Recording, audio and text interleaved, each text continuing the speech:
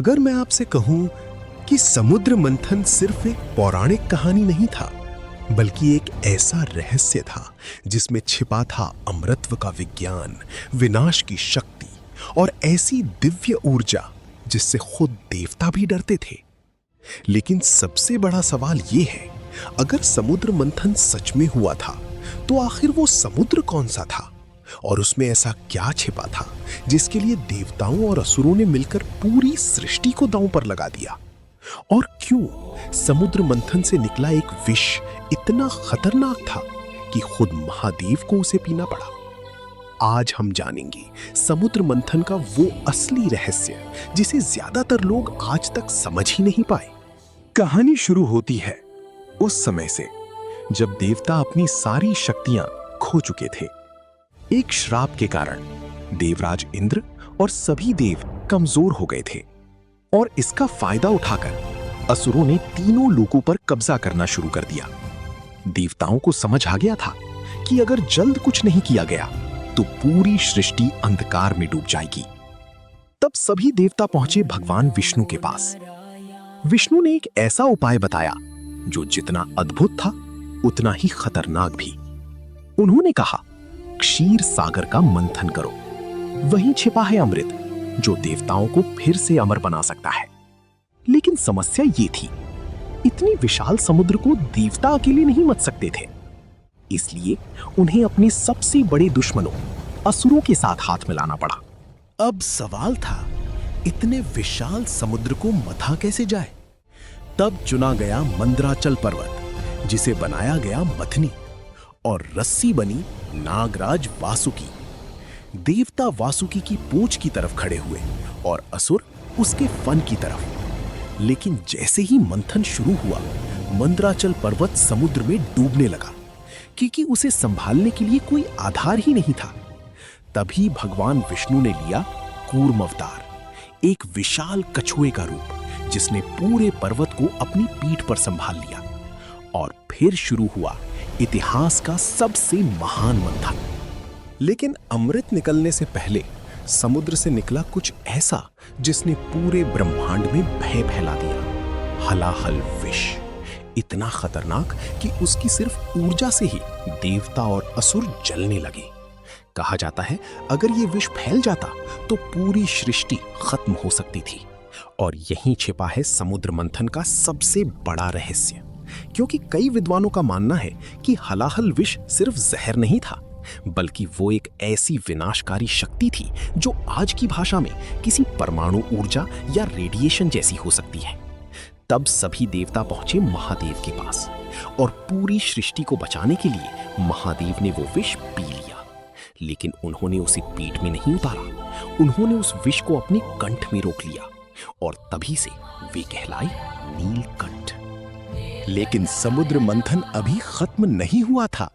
उस महासागर से एक एक करके प्रकट हुई ऐसी दिव्य शक्तियां जिन्होंने देवताओं और असुरों का भाग्य बदल दिया। सबसे पहले निकला भयानक हलाहल विष, जिसे भगवान शिव ने धारण किया। फिर प्रकट हुई दिव्य गाय कामधेनु, जिसे ऋषियों ने स्वीकार किया। इसके बाद निकला दिव्य सफेद घोड़ा उच्चैश्रवा, जिसे असुरों के राजा बलि ने अपने पास रखा। फिर प्रकट हुआ विशाल सफेद हाथी ऐरावत, जिसे देवराज इंद्र ने अपना वाहन बनाया। समुद्र से निकली दुनिया की सबसे दिव्य मणि कौस्तुभ, जिसे भगवान विष्णु ने धारण किया।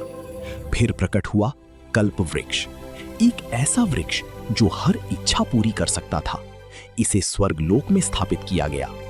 इसके बाद प्रकट हुई असंख्य दिव्य अप्सराएं जो स्वर्गलोक चली गईं।